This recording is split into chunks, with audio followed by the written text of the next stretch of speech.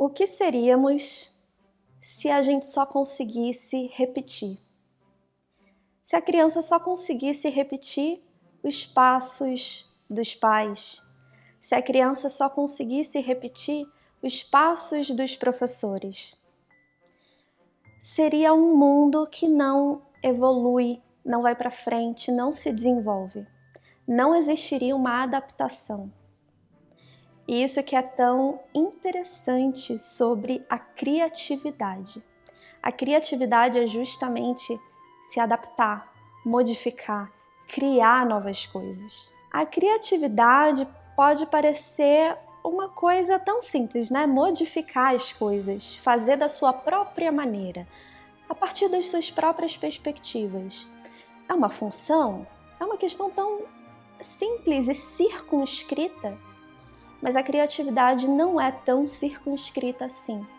Ela está sempre envolvida em experiência, em cultura, com o meu olhar, com a minha relação com o outro. Criatividade é adaptação, é mudança, é desenvolvimento.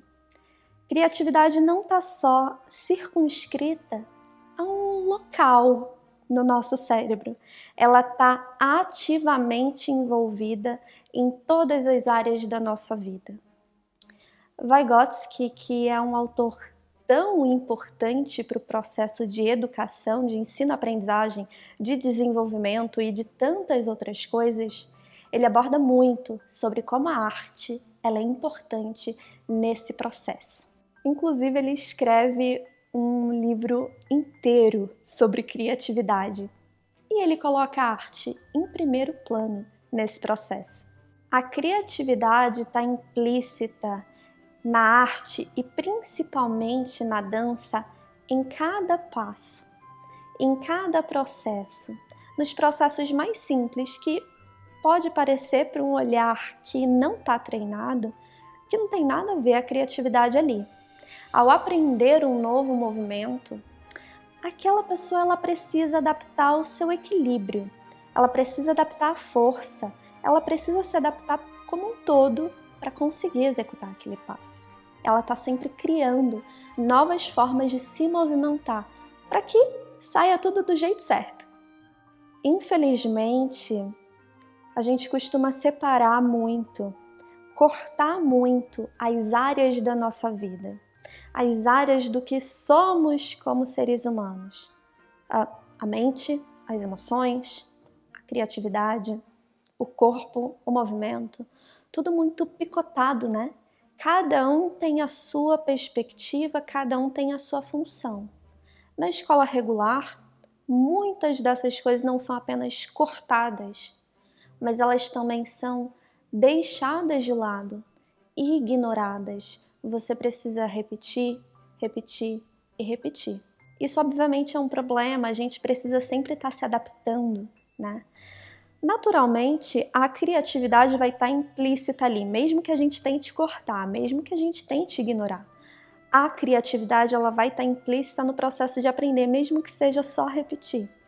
Ainda assim, se ela é ignorada, naturalmente não vamos desenvolvê-la. Falamos aqui que a dança é importante por inúmeros fatores, mas no final das contas ela é importante justamente pelo fato de não cortar, não ignorar. Na dança temos claro que o movimento e o corpo são absolutamente importantes, mas a gente não ignora a mente. O professor ele sabe o quanto que a memória, a atenção, a criatividade precisam estar ali, enquanto a gente está aprendendo. Ao mesmo tempo, a gente sabe o quanto que a emoção conta. A gente precisa ter expressão das emoções para conseguir estar ali, bem no palco, expor tudo que a gente tem para expor artisticamente. Como seria um adulto que só repete, não se adapta, não cria? Provavelmente ele não vai se adaptar a todos os espaços. Ele vai se adaptar aos espaços em que ele precisa repetir, em que a demanda única e exclusiva é essa. Mas a criatividade está implícita em tantas coisas.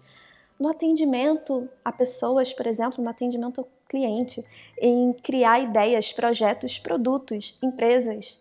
É tão importante a gente desenvolver coisas que muitas vezes, para a infância em especial, a gente ignora. A arte, no geral, apesar de desvalorizada, ela continua sendo aquela área que resiste.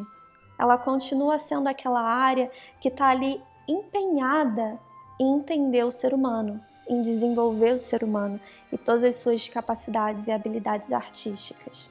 A sala de aula de dança é um espaço criativo, é um espaço para desenvolver a criatividade, seja como professor, ensaiador, bailarino, aluno, enfim. Historicamente, a saúde foi definida como uma ausência de doença, ou seja, como é que a gente pode dizer que uma pessoa está saudável? Se ela não tem doença, tá tudo bem, vamos para frente. Mas essa é uma visão um pouco mais antiga, apesar de ter sido predominante durante muito tempo. Mas recentemente, ou talvez não tão recentemente assim, mas pela perspectiva histórica, a OMS, ou seja, a Organização Mundial de Saúde, ela determina uma outra visão sobre a saúde, que não vem só com a OMS, vem a partir de vários estudos, né? Vem a partir de um pensamento que outros estudiosos também já tinham. E a OMS vem para quase que bater um martelo ali, né? Nessa perspectiva sobre a saúde. Para a OMS, a partir desse momento, a saúde é definida como um completo bem-estar biológico, psicológico, social. Essa é uma visão integral da saúde. Então a gente não pode mais definir a saúde apenas pela ausência de doença. A gente precisa fazer uma análise desse indivíduo, dessa pessoa que a gente está querendo analisar se ela é saudável ou não, a partir de perspectivas também da psicologia, naturalmente da medicina e outras áreas, e também de um aspecto social. Pela perspectiva biológica, a simples nomenclatura bem-estar já está relacionada a um conceito muito específico. Mas esse conceito, bem-estar, está relacionado a outros conceitos anteriores. Bem-estar é um nome mais científico, mais rebuscado, mais específico e circunscrito para falar sobre felicidade. Todo mundo sabe o que é felicidade, mas Venhoven ele tentou definir a felicidade. Ele tem uma perspectiva subjetiva e cognitiva sobre a felicidade, ou seja, se refere ao pensamento. Para esse autor, se eu perguntar para você ou para qualquer pessoa que pense sobre a sua vida como um todo, todas as áreas da sua vida, e me responda se você é feliz, e você disser, sim, eu sou feliz, então você é feliz.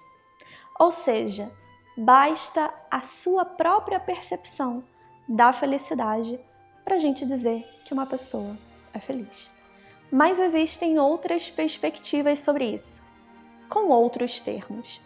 Até Venhoven, nessa época, ele falava que felicidade estava relacionada a outros termos, em específico, bem-estar e qualidade de vida. E bem-estar é justamente sobre o que eu quero falar aqui. Bem-estar ele está um pouco mais definido do que o conceito de felicidade. Tem autores que definem algumas características que você precisa cumprir para a gente dizer que você tem bem-estar. Tem um autor que aborda o bem-estar que ele está um pouco mais próximo dessa perspectiva de Venhoven. Esse autor é Ed Diener. Ed Diener fala justamente sobre bem-estar subjetivo. Tem tudo a ver com felicidade. Para esse autor, tem algumas questões ali que vão ajudar você a ter bem-estar, mas no final das contas, o que conta mesmo é a sua percepção. Em especial, para esse autor, existem duas características ali que são muito importantes para a vida de uma pessoa, para o bem-estar de uma pessoa. Uma delas é a perspectiva do social.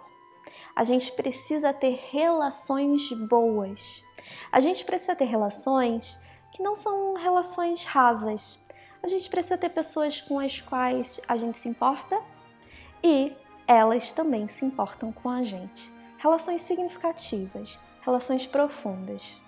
Isso pode ser ou não o casamento, pode ser ou não relações no trabalho, se forem saudáveis, pode ser relações de amizade, pode ser tantas coisas. Mas é importante a gente ter uma vida em sociedade, ter vida, relacionamento e principalmente ter uma relação profunda com as pessoas. A segunda questão que é muito importante para esse autor é a gente conseguir ter atividades prazerosas. Isso pode ser até alguma atividade prazerosa no trabalho, mas principalmente na vida pessoal. Então é muito importante que a gente tenha atividades que preencham o nosso dia, né? De uma forma interessante, prazerosa. E isso não é só ficar na televisão vendo série, filme, não. Principalmente atividades fora de casa. Então é muito importante para ele não só atividades prazerosas, mas atividades que nos coloquem em contato com o mundo. O autor tem um artigo intitulado Pessoas Felizes Vivem Mais. Obviamente, o resultado do trabalho é justamente indicando que pessoas que têm o bem-estar, elas têm maior longevidade, elas vivem mais. O autor também indica que o bem-estar ele pode implicar em saúde física, né? É importante a gente perceber como que está tudo relacionado. Está relacionado não só ao bem-estar, à saúde física, à saúde mental, à saúde social. Somos inteiros. Não dá para a gente cortar uma área e analisar só essa área, né? A gente precisa ter uma visão integral. Outros autores muito importantes na área de bem-estar, como Carol Reef e Corey Keyes, eles também abordam a importância do social.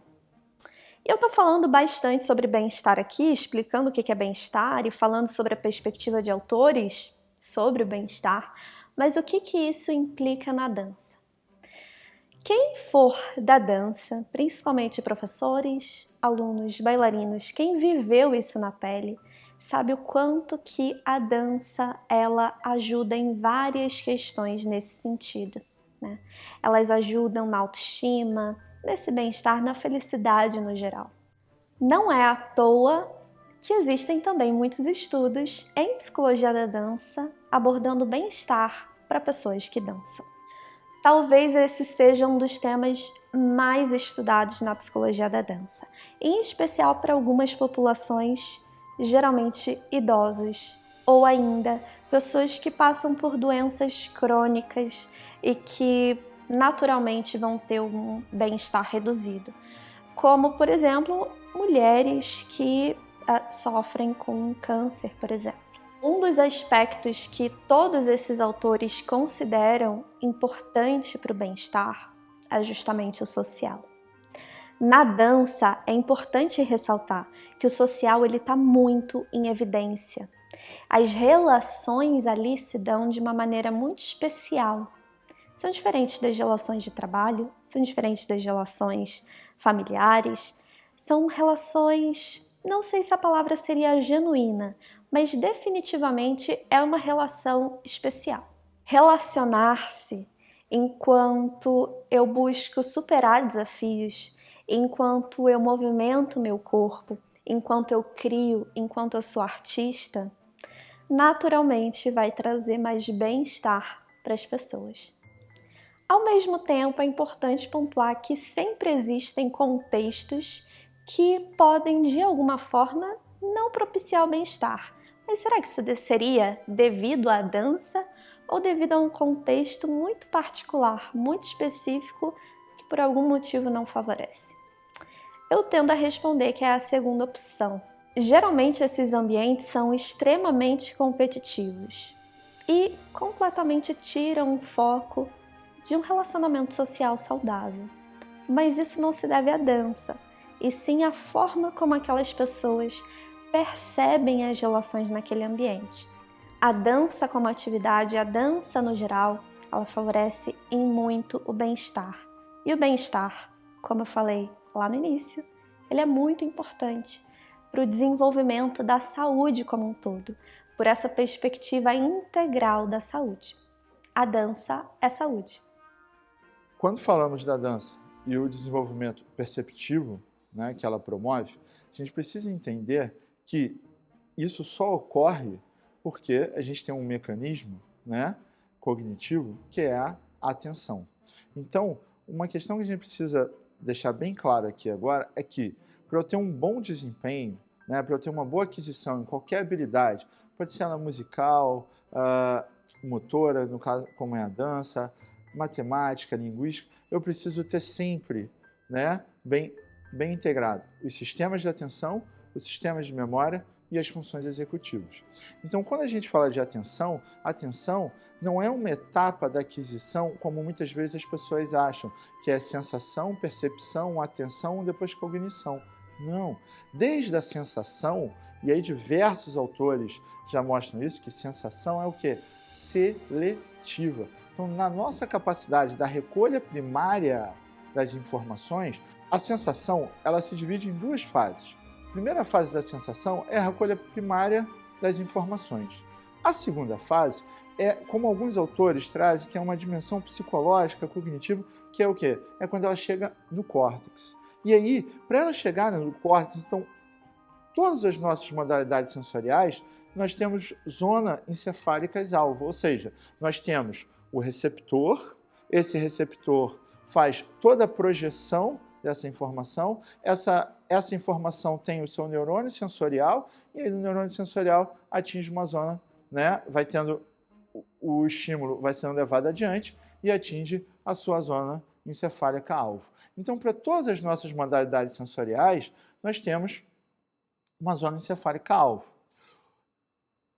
Exceto o olfato, todos os outros, a informação passa sempre pelo tronco encefálico e aí vai sendo distribuído para as nossas zonas encefálicas alvos, e aí a gente depois associa essas informações, né? Não é à toa que nós temos um córtex que leva o nome de quê? Córtex associativo. Ou seja, o próprio nome já diz, associar as informações. Então, a dança permite que a gente tenha uma série de alternações, né, dos nossos focos em milésimos de segundos, né, durante a realização de uma tentativa de uma aquisição de uma coreografia ou de uma tarefa ali que está sendo ensinada naquele determinado momento. Isso faz, então, que a gente tenha ela permita um bom desenvolvimento que a gente chama de atenção alternada, que é o que os estudos mostram. Diversos estudos realizados com indivíduos que dançam, né, e diferentes níveis iniciais, níveis mais maduros e níveis já com uma grande experiência, mostram que, quando comparados com pares que não executam dança, esses indivíduos que dançam têm melhor desempenho em tarefas de atenção, tanto a atenção seletiva como a atenção alternada e, principalmente, a atenção sustentada, que são mecanismos fundamentais para a gente ter um bom desempenho acadêmico, né? Um sucesso em todas as nossas tarefas da nossa vida. Então eu tenho sistema de atenção, sistema de memória e funções executivas. Tá, então atenção. Tá, aí depois vem memória. Beleza. A memória, longa duração. Como é que uma informação chega na longa duração? Chega quando eu mantenho o quê? O meu padrão atencional, quando eu sustento a minha atenção. Então os benefícios da dança vão muito mais além que simplesmente uma melhora de desenvolvimento físico, flexibilidade, postura, ou um bom desenvolvimento cardiovascular, como se imaginava até alguns anos atrás, né? Até ali no início da década dos anos 90. A gente pode dizer que a dança pode contribuir muito para uma série de funções cognitivas do indivíduo que é praticante. A gente compreender a real importância da atenção nos processos do nosso dia a dia, não basta a gente só saber os tipos de atenção. É preciso entender que a atenção, como um mecanismo cognitivo, assim como todas as funções cognitivas, nós não vamos ter uma área específica, uma região. O que nós temos são circuitos dessa atenção. E aí nós temos 3 grandes circuitos. E aí é importantíssimo isso, porque quando a gente fala de atenção, muitas vezes as pessoas atrelam só a 2 circuitos e esquecem do terceiro, que é importantíssimo, galera. As pessoas normalmente falam atenção, prontidão, estado de alerta, vigília, que quem controla os nossos estados motivados é o nosso amigo hipotálamo. Então a gente só fica ali, né? Então, por exemplo, você está aí faz um ruído aqui, né? Tem um efeito especial agora aqui nessa websérie, e aí você, né, levanta e tal, aí, ou seja, é o seu estado de alerta, né? É o seu padrão, você está em estado de alerta, é o hipotálamo que, né, vai ser o principal responsável. E aí a gente tem um outro circuito de atenção que as pessoas também associam demais, que é o circuito executivo de atenção, que está, né, se a gente analisar aqui nossa calota, né, a nossa caixinha fechada, está associada à região o quê? Frontal. Vocês que estão assistindo a gente, com certeza falam, não, aquele indivíduo ali tem a atenção, lobo frontal, pré-frontal, né, que é esse circuito executivo, que envolve componentes relacionados à cognição, envolve também uma área que é relacionada à motivação e prazer, que é o giro cingulado. Agora, né, que é o que diz, então, tipo, ter prazer naquilo que eu estou aprendendo, ter prazer naquela, né, ter um componente, motivacional, vai fazer com que eu tenha um melhor sucesso de aprendizagem, né? E aí é importante que a gente vê toda a questão do afeto para a aprendizagem, né? Agora, e o terceiro circuito, Fabrício? Cara, a gente tem um terceiro circuito que ninguém fala dele e é fundamental para o desenvolvimento de uma série de habilidades, principalmente habilidades acadêmicas, que é o circuito orientador. Então, por exemplo, você está aí agora, né, assistindo a nossa websérie. Aí você olha para o lado, pega uma pipoca, olha para a tela, acha que, né, aumenta o volume, abaixa o volume, mexe, aí fala no WhatsApp, estou vendo aquela série, vem lá o Fabrício de novo, não, agora o Fabrício não. Cara, beleza, a sua imagem embaçou em algum momento, você perdeu o seu foco? Não. Sabe por quê? Porque você tem um circuito orientador. O que é o circuito orientador, galera? É aquele circuito que permite a gente orientar, entendeu? Se orientar com as informações. Então, por exemplo, você está aqui com o seu dedo, acompanhando ali, né, para fazer um touchscreen na sua tela do celular, né? Vai e volta aí o nosso vídeo com o dedo, porque você viu uma coisa, parou, volta. Viu, anotou, vai e volta. Cara, é o seu circuito orientador. Se você perde a sua atenção, se você perde essa sua capacidade de integrar, né, o seu olho com o seu dedo nesse momento, você vai se perder no raciocínio.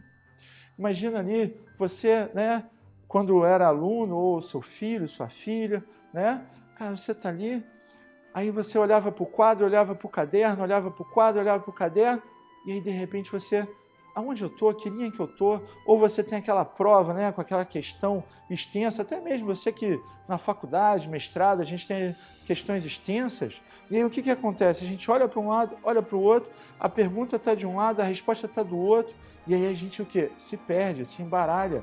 Qual resposta eu tenho que marcar? Como eu vou fazer a minha seleção? Cara, e aí como que eu vou, repare, como eu vou fazer a seleção, como eu vou processar a minha informação? A gente se perde. Por quê? Não tem esse sistema, esse circuito orientador não é dado a importância, galera. E aí ele entra fixação, né, dos olhos, ele entra diversos aspectos, então, visuomotores, que são fundamentais para uma série de tarefas que a gente vai fazer no nosso dia a dia. E a dança, ela permite esse bom desenvolvimento do circuito orientador. Principalmente por quê? Porque a gente tem um professor para ser o facilitador da aprendizagem, para ser o que é a referência de contato visual, e aquele indivíduo precisa o quê? Executar o movimento dele olhando para o professor. E aí, com isso, ele vai ter o quê? O seu processamento perceptivo mais organizado. E se eu tenho meu processamento perceptivo mais organizado, melhor vai ser o meu desempenho, meu desenvolvimento cognitivo. Então, a gente cria um cenário cortical favorável, porque eu vou permitir que o primeiro tripé, né, da tríade para a aquisição de uma habilidade, para um bom desempenho, né, para um sucesso na vida, que é o sistema de atenção, a dança permite um desenvolvimento completo desses 3 circuitos. A dança, ela promove isso. Isso começa então que eu construo um cenário cortical mais favorável. Isso é importante porque muitas das vezes a gente olha para os aspectos físicos do desenvolvimento, né? Que é flexibilidade, ganho de força, né? A questão cardiovascular, como a gente já mencionou anteriormente, mas, cara, a dança promove uma série de aspectos biooperacionais no desenvolvimento. E aí, o que são esses aspectos biooperacionais? Favorecer um cenário cortical. E aí, se eu tenho esse favorecimento do cenário cortical, naquele momento onde a criança está mais suscetível, porque como já foi falado anteriormente, o que são os períodos críticos de aprendizagem, galera? É o momento que aquele indivíduo está mais suscetível para desenvolver aquelas habilidades. Eu tenho a estimulação da dança presente nesse indivíduo, significa que eu tenho com certeza, esse indivíduo vai ter uma chance de ter um melhor desempenho na sua vida, né, em diversas esferas, tanto, né, principalmente social e profissional. Muitas vezes me perguntam o que você faz com um aluno que erra. A minha resposta é: eu não tenho uma resposta para essa pergunta. Depende desse aluno que erra. Por exemplo, eu tenho uma atividade que é o caminho da floresta, que a criança tem que fazer o caminho. Tem aluno que erra porque ele é muito competitivo e ele quer fazer rápido para a turma ver que ele é muito bom. Esse aluno, se errar, ele vai voltar para o final da fila. Mas eu tenho aluno que erra porque ela é tão tímida, que ela está com muita vergonha de fazer e a turma toda assistindo ela. Então, esse aluno, quando erra, eu vou fingir que eu não vi. Então, a minha conduta perante o aluno deve ser de acordo com a personalidade de cada aluno. E eu respeitar o limite de cada um e qual é o máximo de cada um. Para o aluno que é tímido, só o fato dele estar fazendo sozinho uma atividade, com todos olhando, ele já está dando o melhor que ele tem, ele já está fazendo o máximo que ele pode. E para o aluno que é competitivo, ele fazer muito rápido, eu estou tirando o mínimo dele. Ele tem que aprender a segurar a ansiedade dele e fazer o melhor que ele pode. Dentro da neuropsicopedagogia, é importante a gente falar sobre a responsabilidade desse professor na paixão do aluno por aprender, na paixão desse aluno pela sala de aula.